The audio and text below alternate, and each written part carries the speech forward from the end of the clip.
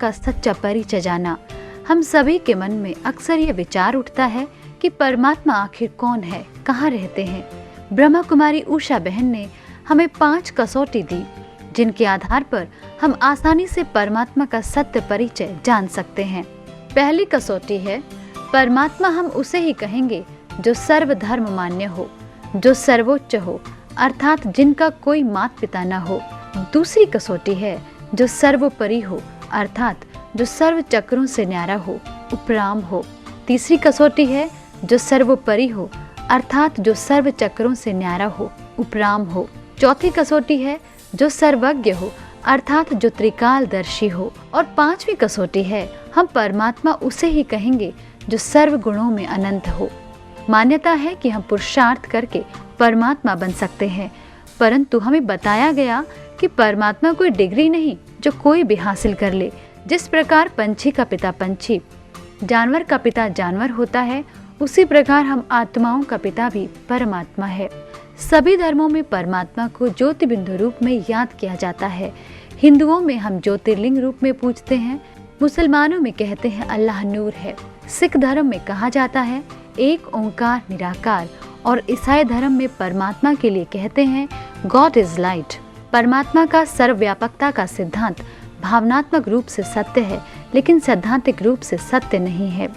आज के राजयोग शिविर में हम जानेंगे कि कैसे अपनी आत्मा की डोर परमात्मा से जोड़ें, अर्थात राजयोग के विषय में ज्ञान प्राप्त करेंगे।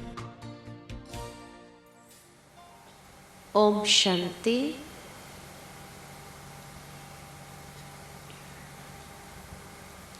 आज का जो सत्र है राजयोग का शांति अनुभूति शिविर का सत्र, जिसमें अनुभूति के लिए आधार कौन से हैं और उसके विधि क्या है। क्योंकि मेडिटेशन की झलक तो हमने अवश्य हर सत्र के बाद की है, परंतु यथार्थ रूप में अभी तक भी ये शिकायत है कि मन भटक जाता है, मन लगता नहीं है। तो उसका आधार क्या है, कैसे मन को जोड़ ले परमात्मा में। तो ये राजयोग को कहा जाता है कि एक यात्रा है, ये मन की यात्रा है, और जहां मन को हमें ले चलना है। क्योंकि मन के लिए कभी कोई बंधन नहीं बन सकता, न समय न स्थान। लेकिन इस रूहानी यात्रा में, आध्यात्मिक यात्रा में एकदम से मन लग जाए ऐसा नहीं होता है। उसके कुछ कदम होते हैं। सीढ़ी जैसे व्यक्ति चढ़ता है, फिर मंजिल तक पहुंचता है, ठीक इसी प्रकार योग भी जब एक याद माना यात्रा है, तो उसके भी कदम है, और इस यात्रा के 3 कदम है। सबसे पहला कदम है जिसको हम कहते हैं कि ये एक भीतर की यात्रा है, अंतर की यात्रा है। और अंतर की यात्रा माना जो हमने पिछले 2 दिन में महसूस किया कि आत्मचिंतन कैसे करना होता है। जब तक आत्मचिंतन नहीं है तो सीधा परमात्मा में मन नहीं लगता है। पहले तो ये भूमिका बननी चाहिए कि जब हम अपने मन को आत्म स्थिति में स्थित करें, और आत्म स्थिति में तभी स्थित कर पाएंगे कि जब हम मन को आत्मचिंतन देंगे। आत्मचिंतन में कौन सी बातें हमें देनी है? तो जो आत्मा के 7 गुण बताए, ये 7 गुणों का स्वरूप बनना और इन 7 गुणों में मन को स्थिर करना है। खाली सोच लेने से नहीं हो जाता है, लेकिन महसूस करना, वो गुणों को प्रवाहित करना। जितना हम ये गुणों को प्रवाहित होने देते हैं, उतना ही हम अपने आसपास एक ओरा तैयार करते हैं। क्योंकि जैसा चिंतन वैसा जीवन। तो चिंतन जैसे जैसे इंसान करता जाता, जिस क्वालिटी का चिंतन होता है, वैसे ही एक एनर्जी लेवल अपने आसपास तैयार करता है। तो मेडिटेशन के लिए बहुत शुद्ध प्रकार का एनर्जी लेवल हमें अपने आसपास तैयार करना पड़ेगा। जिस प्रकार कोई विमान को भी उड़ना हो तो कुछ समय तक धरती पर उसको दौड़ाते हैं ताकि उसकी गति आ जाए। जब तक वो गति नहीं पकड़ता तब तक वो उड़ नहीं पाता है। ठीक इसी प्रकार अगर मन को भी हमें ये यात्रा पर ले चलना है, ईश्वर की ओर उसको उड़ाना है, तो उसके लिए भी कुछ समय हमें एक गति पकड़नी होती है। और आत्मचिंतन ये माध्यम है कि हम अपने बेस को तैयार करते हैं। मैं चाहती हूं कि मेरा मन उस परमात्मा के सानिध्य में जाए, लेकिन सबसे पहली बात कि मेरा मन शांत ही नहीं हो रहा है। मेरे मन के अंदर इतने कारोबार के विचार दौड़ रहे हैं, तो वो ईश्वर के तरफ कहां से जाएगा? जैसे वो एक कहानी है कि एक व्यक्ति रात में सोचा कि मुझे अपनी मंजिल तक पहुंच जाना है, तो अपनी एक छोटी सी नाव में बैठा और सारी रात वो चलाता रहा, लेकिन लंगर उठाया ही नहीं था। तो सुबह देखा वहीं का वहीं है। जब तक लंगर को नहीं उठाए तो आगे बढ़ेगा कैसे? ठीक इसी प्रकार अगर हम अपने मन और बुद्धि का लंगर देहधारियों की बातें, देह के कारोबार की बातों में फंसा के रखेंगे और फिर मैं सोचूं कि मैं अपने मन को परमात्मा की ओर ले चलूं, ये संभव नहीं है। इसलिए कुछ समय तक अपने मन को बाह्य सभी बातों से छुड़ाना पड़ेगा, डिटैच करना पड़ेगा। और जब बाह्य सभी बातों से हम उसको डिटैच करेंगे और फिर एक कॉन्शियसनेस में अपने आप को स्थित करेंगे कि मैं ये देह नहीं, लेकिन इस देह में विराजमान एक चैतन्य शक्ति आत्मा हूं। और ये खाली सोचना नहीं है, लेकिन अंतर चक्षु से उसको देखना है।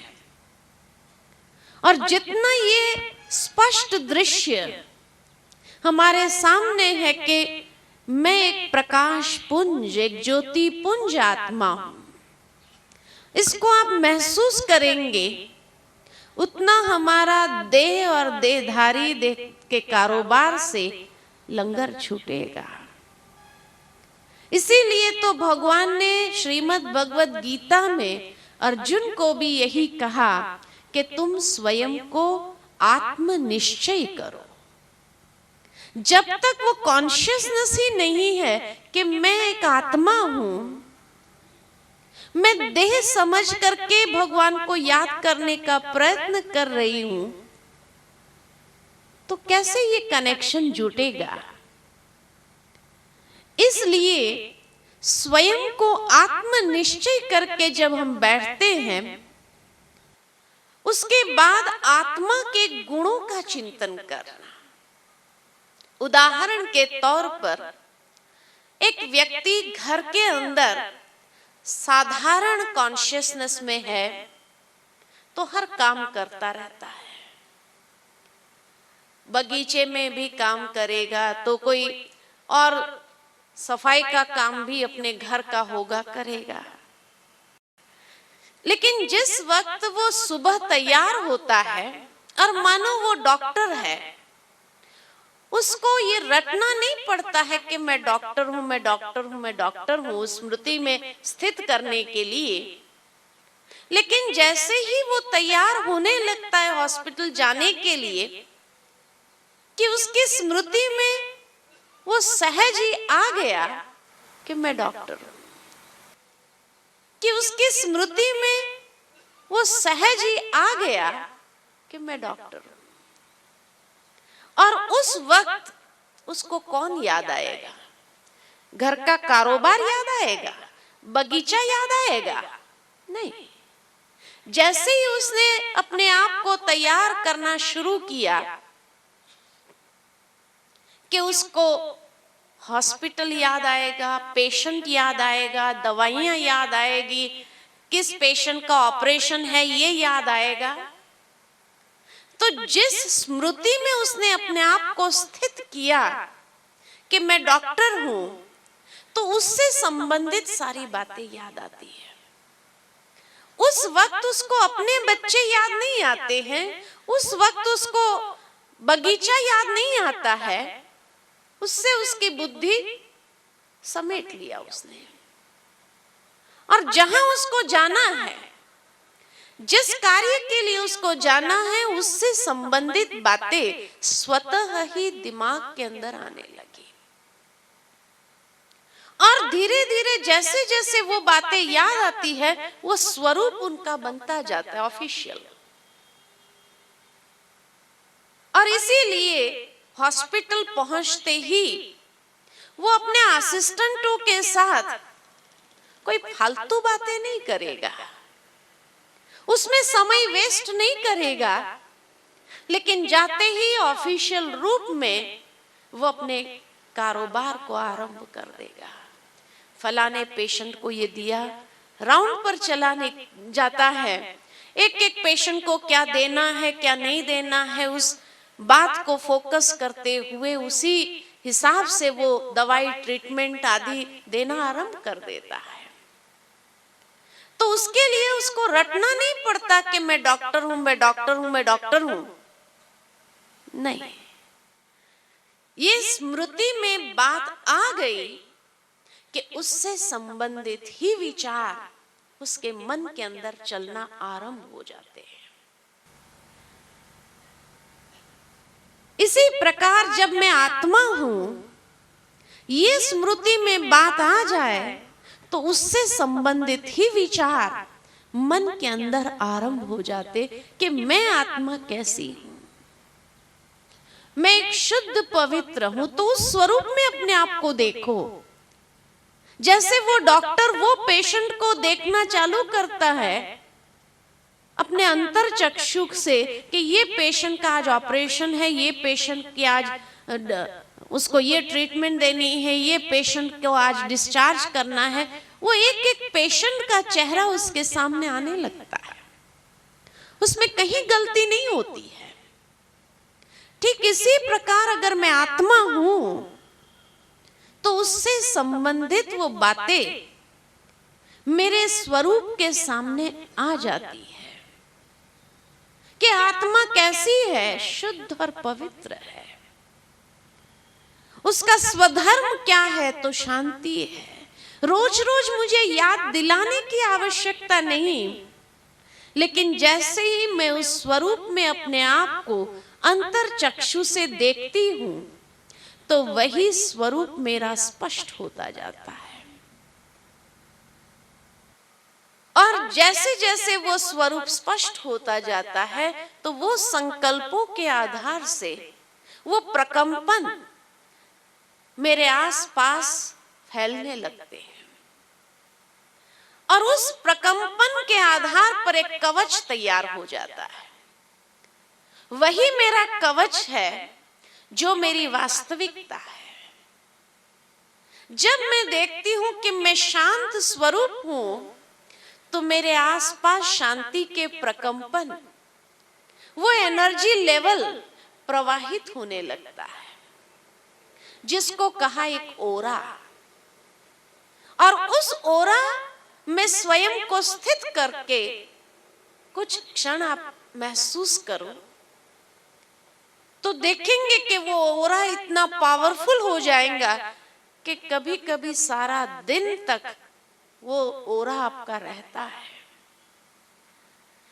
और कई प्रकार की मुसीबतों से बच जाते हैं। मुझे याद आता है कि एक बार एक भाई थे जो डॉक्टर थे, सुबह रोज मेडिटेशन के लिए आते थे आश्रम पर। वैसे शहर में वो नामी ग्रामी इसलिए थे कि ये डॉक्टर बहुत गुस्से वाला है। सभी जानते थे कि थोड़ी भी कोई गलती वो सह नहीं सकता था, इतना उसको गुस्सा आ जाता था। इसलिए कई लोग उससे डरते थे। उसको खुद को भी मालूम था अपनी कमजोरी, और इसीलिए किसी ने उसको कहा कि क्यों नहीं मेडिटेशन करके अपने स्वभाव को थोड़ा शांत बनाओ, थोड़ा वो शांति की शक्ति से अपने आप को चार्ज करो। हर रोज आने लगे आश्रम पर, और रोज उसके मन के अंदर यही वो स्वयं को उस संकल्प में, उस स्वरूप में स्थित करता था कि मैं एक शांत स्वरूप आत्मा हूं, मेरा स्वधर्म शांति है।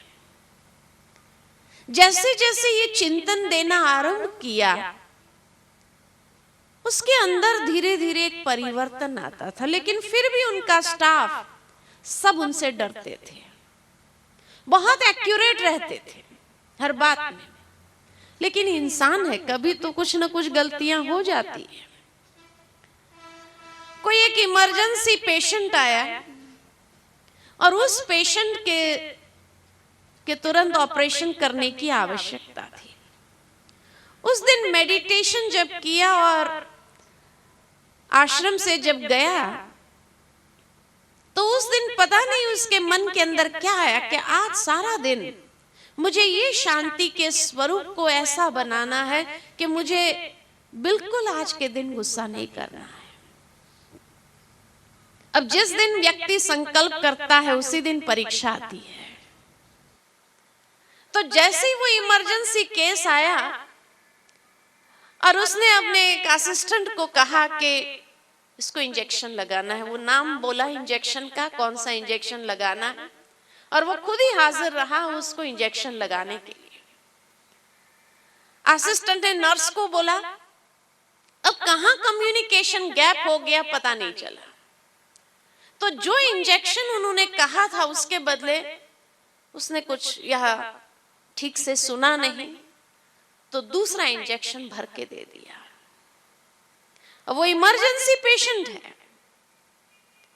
जैसे ही डॉक्टर ने हाथ में इंजेक्शन लिया और उसका कलर देखा, कि उसको तुरंत अंदर में आया कि ये शायद गलत इंजेक्शन है। उसने तुरंत नर्स को बुलाया, कौन सा इंजेक्शन है। उसने बताया। उस वक्त वो असिस्टेंट ने कहा, मैंने ये इंजेक्शन थोड़ी कहा, ये इंजेक्शन कहा था आपको। अब सब कांपने लगे कि आज तो डॉक्टर साहब बहुत गुस्सा होंगे, इतने अंदर से कांपने लगे, लेकिन अच्छा हुआ कि वो इंजेक्शन लगाया नहीं था। उसी समय वो इंजेक्शन वहां छोड़ करके अपने आप दूसरा जो इंजेक्शन लगाना था लगा करके उसको लगा करके निकल गए, ऑपरेशन में चले गए। ऑपरेशन के बाद भी नर्सेस और वो असिस्टेंट डॉक्टर कांप रहे थे, आज तो हमारी छुट्टी हो जानी है। लेकिन बार बार वो अपने आप को ये स्मृति दे रहा था कि मैं शांत स्वरूप हूं, मैं शांत स्वरूप हूं और मेरे आसपास एक शांति का ओरा है, एक शांति की एनर्जी लेवल मैंने अपना तैयार किया है। इस एनर्जी लेवल को मुझे डिस्टर्ब नहीं करना है। 1 घंटा हो गया, 2 घंटा हो गया, जब डॉक्टर साहब ने गुस्सा ही नहीं किया तो हिम्मत जुटाते असिस्टेंट डॉक्टर क्षमा मांगने आए कि माफ करना मुझे, लेकिन आज आपको गुस्सा कैसे नहीं आया ये मैं जानना चाहता हूं।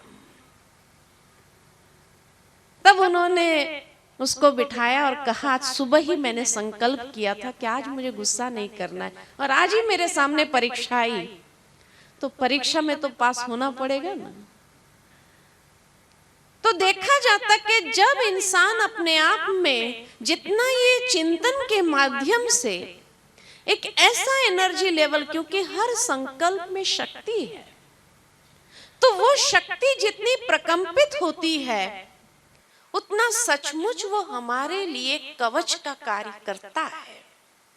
और वो एक ऐसा कवच बन जाता है जो कई प्रकार की कठिनाइयां या कई प्रकार की समस्याओं से हम बच जाते हैं। ये कवच ऐसा है। तो ये प्रथम कदम है राजयोग का कि पहले चिंतन के माध्यम से वो स्वरूप अपना तैयार करना, ये भूमिका अपनी तैयार करना,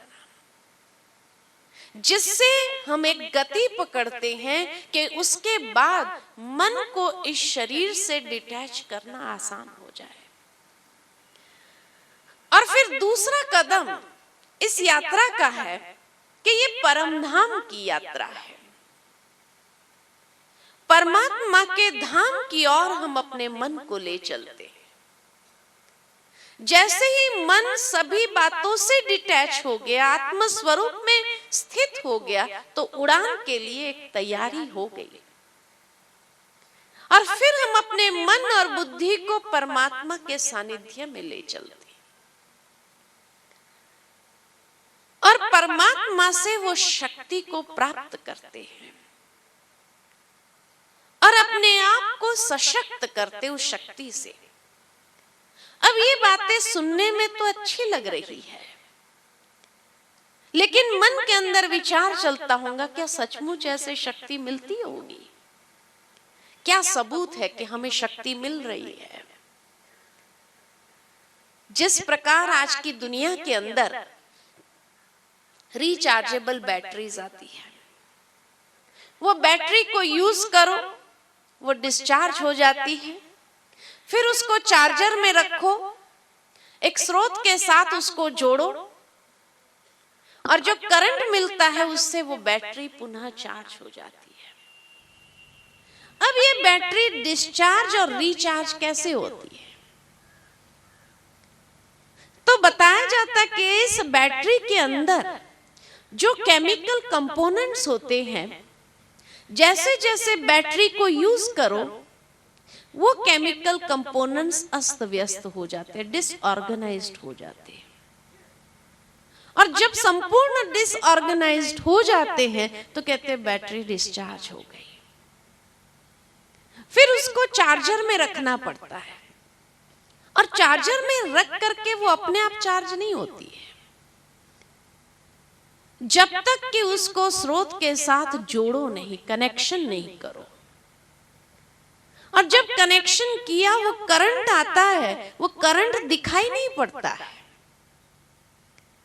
लेकिन जैसे वो करंट मिलता है तो उस करंट से वो केमिकल कंपोनेंट्स रीऑर्गेनाइज्ड हो जाते हैं, सुव्यवस्थित हो जाते हैं। और जब संपूर्ण रीऑर्गेनाइजेशन हो गया तो बैटरी चार्ज हो गई। संपूर्ण रीऑर्गेनाइजेशन में कुछ घंटे जरूर लगते हैं, जैसी जैसी चार्जर की कैपेसिटी होती है। ठीक इसी प्रकार मेडिटेशन भी चार्जर है। और आज के युग के अंदर आत्मा की बैटरी भी डिस्चार्ज हो गई है। कैसे पता चला कि आत्मा की बैटरी डिस्चार्ज हो गई है? तो हमारे भी भीतर के जो मैकेनिज्म है, जो भीतर के कंपोनेंट है, वो एक दूसरे के साथ सुव्यवस्थितता में चल नहीं रहे। मन के अंदर कभी कभी बहुत सुंदर विचार आते हैं, लेकिन भावनाएं कुछ और बह रही है, कुछ और कह रही है। तो वृत्ति कुछ और है, दृष्टि में कुछ और दिखाई दे रहा है, वाणी में कुछ और निकल रहा है, कर्म में कुछ और है, व्यवहार में कुछ और है। कहां भी सुसंवादिता नहीं है, कहां भी सुव्यवस्थितता नहीं है। और इसीलिए कभी कभी व्यक्ति अपने आप को ही समझ नहीं पाता है, कैसा क्यों हो रहा है? विचार तो मेरे बहुत अच्छे चल रहे हैं, भावनाओं में पता नहीं एक रूखापन आ गया है, ये वाणी कुछ और निकल रही है, मनोवृत्ति में कुछ और बात है। तो कहीं पर भी सुसंवादिता, ऑर्गेनाइजेशन नहीं है। और इसीलिए कई बार व्यक्ति जैसा सोचता है वैसे वो बोल नहीं पाता है, वैसे वो कर नहीं पाता है, वैसी उसकी भावनाएं नहीं होती है। तो अंदर ही अंदर एक युद्ध चलता है। ऐसा क्यों हो रहा है? ऐसा क्यों हो रहा है? और जब ये युद्ध चलता है तो फ्रस्ट्रेशन क्रिएट हो रहा है।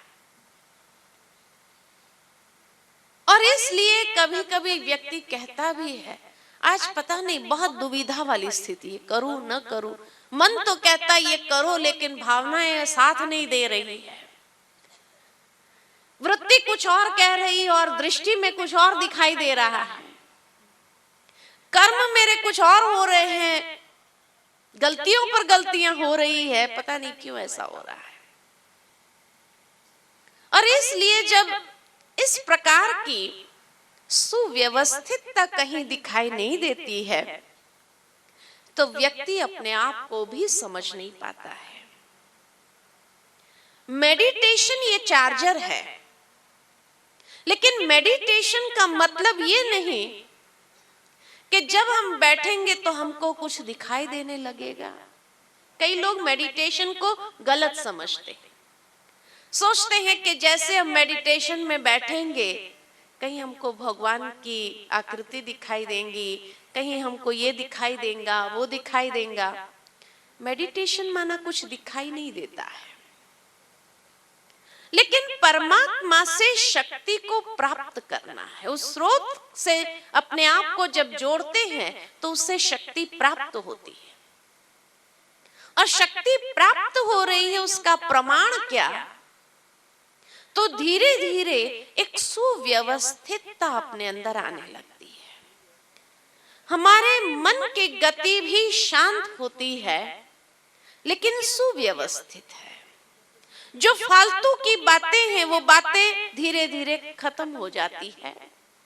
जहां हमारी एनर्जी वेस्ट हो रही थी, जो हमें भीतर से अस्वस्थ कर रहा था, वो बातें सब कटने लगती है और हमारी मन के विचारधारा अनेक दिशाओं में भटकने के बजाय एक सुव्यवस्थित ढंग से चलने लगती है। जैसा सोचते हैं वैसी हमारी भावनाएं उसको साथ देने लगती है, वैसी हमारी मनोवृत्ति बनने लगती है, वैसी हमारी दृष्टि और हमारे वाणी निकलने लगती है, और वैसा ही हमारा कर्म और व्यवहार जीवन में होने लगता है।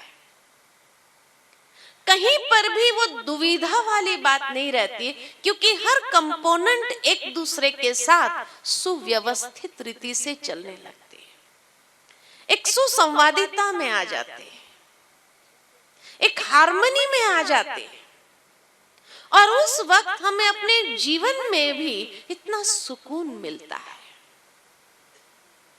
तो ये सुकून कैसे मिला, ये जो दुविधा थी वो खत्म कैसे हुई? यही प्रमाण है कि परिवर्तन जो आया, वो शक्ति मिली, तभी ये परिवर्तन महसूस कर रहे हैं। बैटरी जब डिस्चार्ज है तो कई प्रकार की कमजोरियों के वश है, कि जब इंसान कह देता है कि मेरे अंदर और कोई कमजोरी नहीं, बस मुझे गुस्सा बहुत जल्दी आता है, तो गुस्सा आना ये कमजोरी है ना, तो बैटरी डिस्चार्ज हुई है ना, तभी तो अपने आप को कंट्रोल नहीं कर सकता है इंसान। कभी गुस्सा आ रहा है, कभी ईर्ष्या आ रही है, कभी द्वेष आ रहा है, कभी कोई ऐसी उल्टी सीधी नेगेटिव भावनाएं आ रही है, तभी तो व्यक्ति अपने आप से कभी कभी परेशान उठता है, और उसमें फिर अपने काम की जो बातें हैं वो भूल जाने लगते, कहते पता नहीं ये भूलने की बीमारी कहां से आ गई, मन एकाग्र नहीं हो पा रहा है, छोटी छोटी बातें सहन नहीं होती है। ये सब क्यों होता है? क्योंकि बैटरी डिस्चार्ज हुई। ये प्रमाण है कि बैटरी डिस्चार्ज है। तो जैसे जैसे बैटरी चार्ज होती है तो शक्ति आती है, तो वो कमजोरी दूर होती है। जो छोटी छोटी बातों में गुस्सा आता था वो गुस्सा नहीं आता है, सहन शक्ति बढ़ने लगती है, एकाग्रता की शक्ति बढ़ने लगती, अपने काम की बातें याद आने लगती है। ये खुद भी महसूस करते हैं और हमारे आसपास जो होते हैं वो भी महसूस कर पाते हैं कि जब से उसने मेडिटेशन शुरू किया है ना, इसमें काफी परिवर्तन आया है, उसका स्वभाव शांत होता जा रहा है और उसके मन की एकाग्रता बढ़ने लगी, उसके अंदर एक स्थिरता आने लगी है, वो जो कार्य करते हैं एक्यूरेट करने लगे हैं। तो इसका मतलब भीतर के कंपोनेंट जो है सुव्यवस्थित होने लगे, और इसलिए ये प्रत्यक्ष स्वरूप में ये बातें खुद भी महसूस करते हैं और दूसरे भी महसूस कर पाते हैं। ये परिवर्तन, ये प्रमाण है कि मुझे मेडिटेशन में शक्ति प्राप्त हुई है। नहीं तो व्यक्ति कितना भी कंट्रोल करना चाहे नहीं कर पाता है। शक्ति चाहिए, उसको कंट्रोल करने की भी एक शक्ति चाहिए। लेकिन कभी कभी ये परिवर्तन भी कई लोगों से हजम नहीं होता है। मुझे याद आता है कि भाई माउंट आबू आए, वहां जो हमारे राजयोग कैंप्स चलते हैं, उस कैंप में आए थे। 3 दिन उसको बहुत अच्छा लगा उस कैंप में। वो अपना अनुभव सुना रहा था कि ये पहली बार जीवन में ऐसा हुआ कि 3 दिन तक उसको गुस्सा ही नहीं आया। तो उसने महसूस किया कि 3 दिन मैंने जो गुस्सा नहीं किया, मुझे खुद को इतना अच्छा लग रहा है। आज मुझे महसूस हो रहा है कि शायद मेरे गुस्से के कारण मेरे परिवार वाले भी कितने परेशान होते होंगे मेरे से, और मुझे अगर अच्छा लग रहा है, मैं अगर ये गुस्सा छोड़ दूं तो उनको भी तो अच्छा लगेगा। और इसीलिए मेडिटेशन करके जो उसने अपने आप में शक्ति महसूस की, तो उसने सोचा मैं ये रोज मेडिटेशन को कंटिन्यू करूंगा और यहां मैं जो है गुस्सा छोड़ के जाऊंगा। स्वाभाविक रीति से ऐसा हुआ कि जब आदरणीय दादी जी मिले, तो दादी जी ने सहज भाव से ये पूछ लिया, क्या छोड़ के जा रहे हो, क्या लेकर के जा रहे हो? तो उस भाई ने कह दिया कि यहां मैं गुस्सा छोड़ के जा रहा हूं और शांति यहां की लेकर जा रहा हूं, और मैं पुरुषार्थ करूंगा रोज मेडिटेशन करके कि मैं अभी एक गुस्से से खुद भी तंग था, जो मैंने महसूस किया 3 दिन में, और पता नहीं मेरे परिवार वाले तो कितने तंग होते होंगे। तो उनको भी मैं अभी सुख देना चाहता हूं मेरे शांतिपूर्ण व्यवहार से। अब ये संकल्प करके वो वहां से चले, लेकिन उसने घर में जाकर किसी को बताया नहीं कि मैं ऐसा वहां संकल्प करके आया हूं। अब ये परिवर्तन तो दिखाई देने लगा। तो पहले दिन है, अभी परिवार वालों को तो उसका गुस्सा सुनने की आदत पड़ी हुई है कि सुबह उठते ही एक छोटी बात को लेकर के भी उसका गुस्सा शुरू हो जाता है।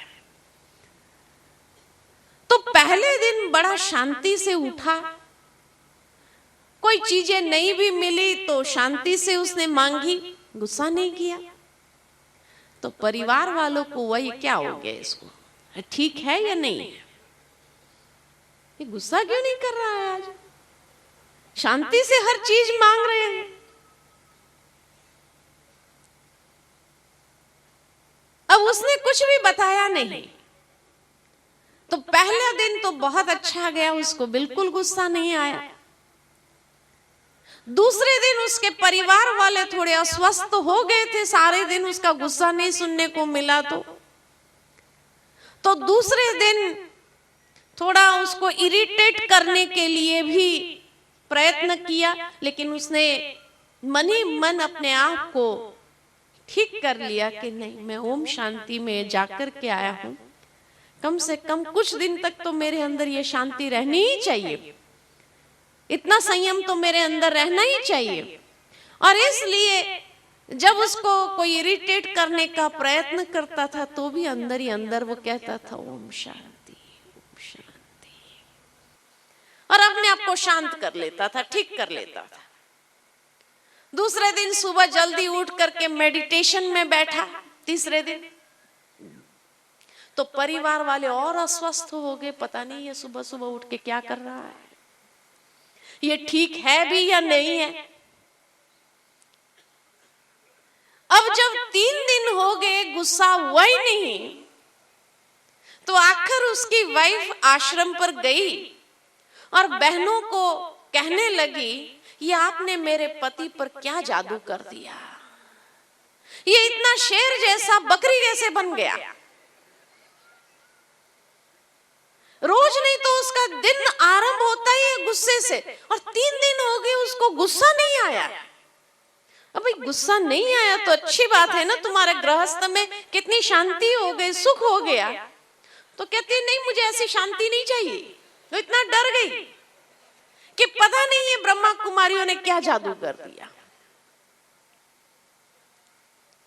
आखिर जब वो भाई को पता चला कि मेरे गुस्सा न करने से ये लोग इतने अस्वस्थ हो गए हैं, तो उसने अपनी वाइफ से कहा कि मैं जो वहां गया था, वहां इतना स्वर्ग जैसे शांति का अनुभव किया, और इसीलिए मैंने तो ऐसा संकल्प किया था कि शायद तुम लोगों को भी अच्छा लगेगा, लेकिन मेरा परिवर्तन शायद आप लोगों को हजम नहीं हुआ, रास नहीं आया। ऐसा करता हूं कि अगली शिविर में आपको भी साथ लेके चलता हूं, ताकि आप भी महसूस करो उसको। दूसरी शिविर में वो अपने वाइफ को लेकर के आया। जब उसने देखा कितनी शांति है, शांति से हर कारोबार चल सकता है, कितना स्वर्ग जैसा अनुभव होता है, तब उसको तसल्ली हुई कि नहीं, मेरा हस्बैंड जो है नॉर्मल है, वो एबनॉर्मल नहीं हो गया है। सोचने की बात है कि व्यक्ति जब गुस्सा करता है तब वो एबनॉर्मल कहलाता है, और जब गुस्सा नहीं करता है तो नॉर्मल कहलाता है। लेकिन दुनिया को उल्टे चश्मे जो है पड़े हुए कि व्यक्ति जब गुस्सा करता है तब लोग नॉर्मल समझते, और गुस्सा नहीं किया तो सोचते हुए एबनॉर्मल हो गया है। और इसी तरह का जब परिवर्तन इंसान के जीवन में आता है, हर बात में सुव्यवस्थितता आने लगती है, तो ये प्रमाण है कि मेडिटेशन द्वारा हमें शक्ति प्राप्त हुई है। तो ये दूसरी स्टेज है, दूसरा कदम है। और तीसरा कदम है कि जब वो प्रकंपन को प्रवाहित करता है, और प्रकंपन को जितना वातावरण के अंदर प्रवाहित करता है उतना अनेकों को भी उसका अनुभव कराता है। भावार्थ ये है कि मेडिटेशन किया है, उसमें मुझे शक्ति मिली है, तो वो प्रकंपन प्रवाहित होने ही चाहिए। अगर वो प्रकंपन प्रवाहित नहीं हो रहे हैं और मेडिटेशन में से उठने के बाद तुरंत गुस्सा आ जाए, तो दुनिया में भी लोग कहते हैं इसने मेडिटेशन क्या किया। 5 मिनट में उसके अंदर शांति नहीं रहती है, 5 मिनट भी वो प्रकंपन प्रवाहित नहीं हो रहे हैं, तो मेडिटेशन क्या कर रहा है। इसीलिए तो कई बार देखा जाता कि कई लोग जब पूजा पाठ करके उठते हैं और उठने के साथ ही कोई चीज नहीं मिली तो एकदम गुस्से में आ जाते हैं। तो आजकल के बच्चे भी क्या कहते हैं माँ बाप को, आप पूजा क्या कर रहे थे, पूजा में भी यही चल रहा था क्या। यानी अगर आपने पूजा की है, भगवान से प्रार्थना की है और आपके अंदर 5 मिनट भी शांति नहीं है, इतना आप अस्वस्थ अगर हो जाते हैं, तो वो पूजा करने का मतलब क्या। ठीक इसी प्रकार अगर मेडिटेशन किया है और 5 मिनट में अगर वो प्रकंपन नहीं रहते हैं, तो मेडिटेशन क्या किया। मेडिटेशन माना तो वो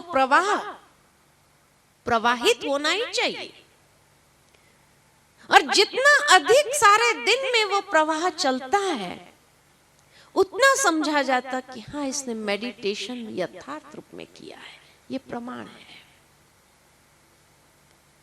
नहीं तो मेडिटेशन करता जाए इंसान और कोई प्राप्ति नहीं, अगर उसके स्वभाव में कोई परिवर्तन नहीं, उसके जीवन में कोई परिवर्तन नहीं, तो मेडिटेशन नहीं है, it's a waste of time and waste of energy. वो कुछ नहीं कर रहे हैं, शांति में बैठ के भी उसका मन इसका मतलब और बातों में ही भटक रहा है, वो मेडिटेशन नहीं कर रहा है। मेडिटेशन किया तो इसको दूसरों को भी अनुभव मिलना ही चाहिए, यह है प्रमाण। सिंपल शब्द में अगर कहे तो मेडिटेशन मतलब क्या। मेडिटेशन माना एक टेलीपैथिक कनेक्शन।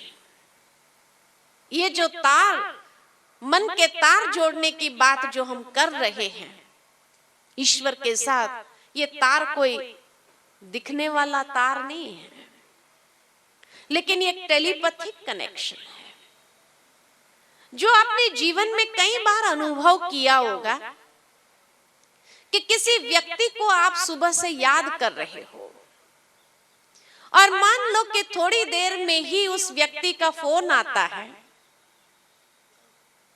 और वो आपसे बात करता है, तो उस वक्त आपको अंदर में यही लगता है अरे मैंने इस व्यक्ति को याद किया और इतना तुरंत उसका फोन आ गया। आश्चर्य भी होता है और खुशी भी होती है कि ये कैसी बात है कि हम मन ही मन उसको याद कर रहे हैं और उसका फोन आ गया। उस व्यक्ति से अगर पूछा जाए कि आपने फोन कैसे किया, तो यही कहेगा कि बस आपकी याद आ गई, सोचा आपसे बात कर लूं। और उस वक्त अंदर में यही लगता है कि अरे ये कैसे हुआ। या वो व्यक्ति सामने आ जाता है और आप कहते हो अब भी आपको याद कर रहे थे, देखो और कैसे आप आ गए। उसको पूछो आप कैसे आ गए, कोई काम से आए तो कहेंगे नहीं कोई काम नहीं था, सोचा यहां से गुजर रहा था यहां आ जाता हूं। लेकिन ये संभव तभी होता है कि जब वो दोनों व्यक्तियों की मेंटल फ्रीक्वेंसी का ट्यूनिंग हो जाता है, और जब वो मेंटल फ्रीक्वेंसी का ट्यूनिंग हो गया तो ये अनुभव प्रत्यक्ष में होता है। और ये अनुभव आपने कई बार कई व्यक्तियों के साथ किए होंगे। कि आप उसको याद कर रहे हो और वो व्यक्ति सामने आ जाता है या वो व्यक्ति फोन कर लेता है और उस वक्त आपको इतनी खुशी होती है कि अरे नहीं तो कहाँ ढूंढते थे, हम तो यही सोच रहे थे कि इसको कहाँ कांटेक्ट करें, कैसे कांटेक्ट करें, और आपने तो एकदम सामने से फोन कर लिया। सोचो यही अनुभव अगर ईश्वर के साथ हो तो क्या मन ही मन उससे याद कर रहे हो और जो आप सोच रहे हो वो सामने होते हुए दिखाई देवे, तो ऐसा लगता है कि जैसे ईश्वर भी हमारे हर मन की बात को सुन रहा है और उसका प्रत्युत्तर दे रहा है। लेकिन वो संभव तब होगा, कभी कभी आपने इत्तेफाक से ऐसा अनुभव अवश्य किया होगा, लेकिन अगर ये अनुभव निरंतर हो उसके लिए क्या करें कि आप मन ही मन उससे बात करो और वो आपकी हर बात को सुन रहा हो और उसका प्रत्युत्तर दे रहा हो, कितनी खुशी होगी। इंसान आपके याद का प्रत्युत्तर देता है तो कितनी खुशी होती है। सोचो भगवान आपके याद का प्रत्युत्तर दे तो कितनी खुशी होती है। यही मेडिटेशन है। लेकिन यह अनुभव संभव तब है जब या तो उसको मेरे मानसिक स्तर तक आना पड़े, तभी ट्यूनिंग हो सकता है, या मुझे अपनी मानसिकता को ऊपर उठाना पड़े उसके स्तर तक, तभी ये ट्यूनिंग संभव है। और ये हो सकता है, ऐसे नहीं कि नहीं हो सकता। अब वो मेरे स्तर तक आए ये संभव नहीं है, मुझे ही अपनी मानसिक स्तर को ऊपर उठाना होगा उसके स्तर तक, ताकि ये कनेक्शन सहज हो जाए, ये ट्यूनिंग सहज हो जाए। और ऊपर उठाना माना क्या, तो जो बॉडी कॉन्शियसनेस है, देह अभिमान है, ये देह अभिमान से अपने मन और बुद्धि को ऊपर उठाना, स्वयं को आत्म स्थिति में स्थित करना। इसीलिए कहा कि आत्म स्थिति ये बेस बन जाता है, क्योंकि व्यक्ति जब देह अभिमान में होता है तो कैसे पता चलता है। कई बार हम किसी को देख करके कहेंगे ये व्यक्ति बड़ा अभिमानी है। कैसे पता चला कि ये व्यक्ति बड़ा अभिमानी है? उसके बोल चाल व्यवहार, उसमें क्या होता है? रफनेस होती है, स्मूथनेस नहीं होती है। बोल चाल में गुस्सा होगा या चिड़चिड़ापन होगा, तो जब वो ईर्ष्या द्वेष, किसी के लिए उल्टी सीधी बातें कर रहा हो, तो कहेंगे उसको अपना अभिमान इतना है जो दूसरे की अच्छाई तो वो देख ही नहीं पाता है। तो जब नेगेटिव बातें आ जाती है स्वभाव के अंदर, तो हम कहते हैं ये व्यक्ति बड़ा देह अभिमानी है, बॉडी कॉन्शियसनेस में। तो आत्म स्थिति में स्थित है, उसका प्रमाण क्या? आत्म स्थिति में स्थित होना माना हमारे बोल चाल व्यवहार आदि सब में वो आत्मा के साथ गुण प्रवाहित हो रहे हैं। शांति, आनंद, प्रेम, सुख, शुद्धि, ज्ञान, ये जब प्रवाहित हो रहा होता है तो कहते ये व्यक्ति तो जैसे अल्लाह लोग है, दिव्य है, आज की दुनिया का इंसान जैसा नहीं लग रहा है, कोई फरिश्ता लग रहा है, ऐसे टाइटल देने लगते हैं। तो आत्म स्थिति में जितना हम सारा दिन स्थित करेंगे अपने मन को, और वो गुण नित्य नेचुरल रूप से प्रवाहित हो रहे हैं, तो ये है आत्म स्थिति। ये बेस है, यानी मानसिकता को ऊपर उठाया है उसके स्तर तक। कोई भी दो वायर का कनेक्शन करना हो तो दोनों का रबर उतारने की आवश्यकता है, उसके बाद ही वायर जुड़ सकता है और तब करंट पास हो सकती है। तब तक करंट पास नहीं। एक का रबर उतारा हो, एक का रबर न उतारा हो तो करंट पास होगी? कभी नहीं होगी। ठीक इसी प्रकार परमात्मा को कोई आवरण नहीं है, कोई रबर नहीं है। और हम इंसानों को कितने आवरण चढ़े हुए हैं, देह के, संबंधों के, पदार्थों के कितने आवरण चढ़े हुए हैं। सबसे बड़ा रबर तो यही देह अभिमान का चढ़ा हुआ है।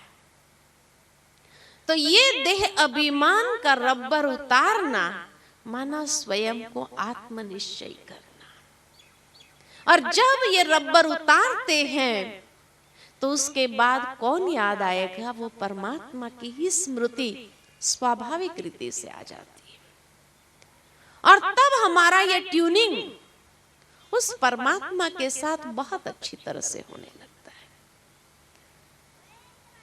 और तब हर बात का संकेत हम भी उसका सुन सकते हैं, समझ सकते हैं और वैसा कर सकते हैं।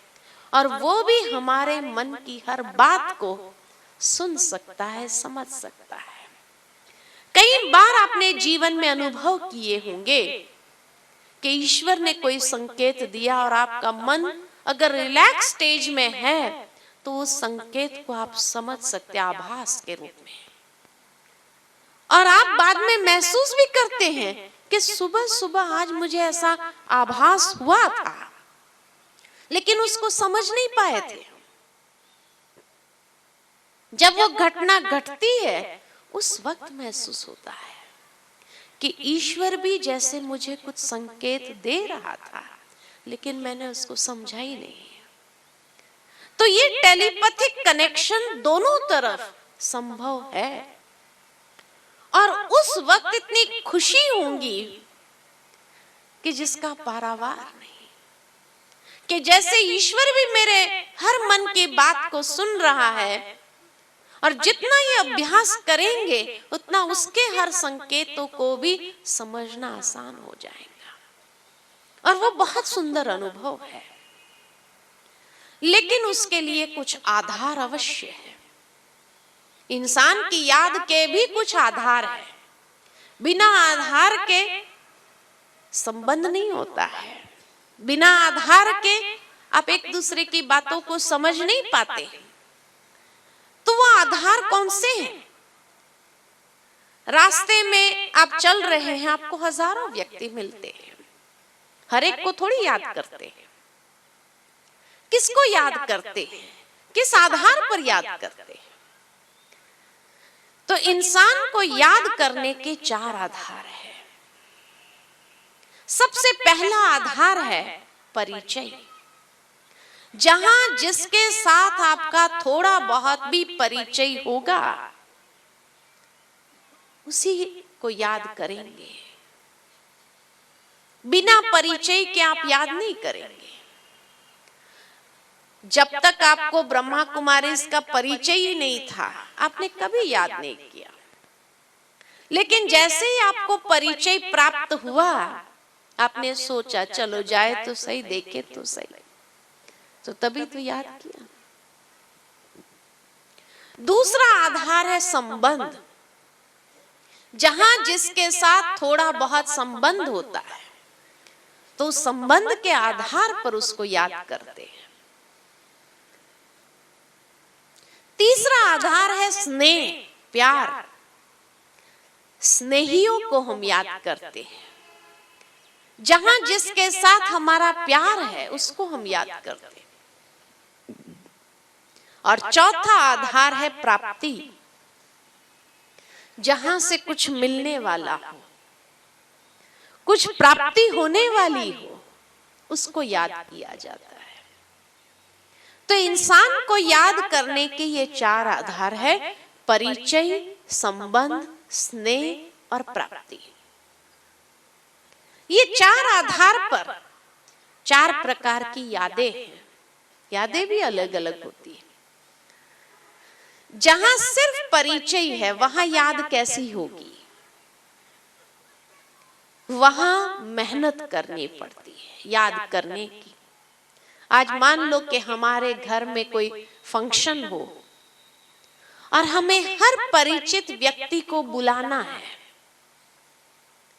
तो हम एक एक को बैठ के याद करेंगे, मेहनत करेंगे, एक लिस्ट तैयार करेंगे ताकि कोई भी छूट न जाए,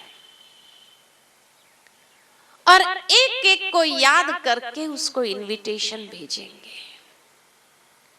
तो जहां सिर्फ परिचय है वहां याद भी कैसी है, मेहनत करना पड़ता है। जहां संबंध है वहां याद कैसी है। आज एक मां का बच्चे के साथ संबंध है। मान लो कि बच्चा कहीं हॉस्टल में पढ़ रहा हो और वहां से खबर आ जाए कि बच्चे की तबीयत ठीक नहीं है, तो मां को क्या होगा, वो बच्चे का सताएगी। खाना बना रही होगी, याद किसकी होगी, बच्चे की। वो क्या खा रहा होगा, वो क्या कर रहा होगा, ध्यान रख रहा होगा, नहीं रख रहा होगा, दवाई ठीक लेता होगा, नहीं लेता होगा, कितने विचार चलते हैं। कभी कभी तो इतनी बच्चे की याद सताती है कि रात को नींद भी उड़ जाती है। सारी रात नींद नहीं आती है, सोचते रहते हैं। मान लो कि दूसरे दिन बच्चे का फोन आ जाए कि नहीं, अब मेरी तबीयत बिल्कुल ठीक है, आप चिंता नहीं करना, तो भी मां क्या कहती है, क्या कहती है, क्या कहती है, कहती है बेटा आवाज ठीक नहीं लग रहा है तेरा। उसका हृदय का तार जुड़ा है ना, वो समझ सकती है कि मैं चिंता न करूं इसलिए ये मुझे कह रहा है, बाकी इसका आवाज अभी तक ठीक नहीं लग रहा है। आखिर उसको मन के अंदर होता है मैं एक बार जाती हूँ, उसको देख के आती हूँ, तब उसको जाके शांति होती है। तो जहां संबंध है वहां याद भी कैसी है, सताने वाली याद। जहां स्नेह है, प्यार है, वहां याद कैसी होती है,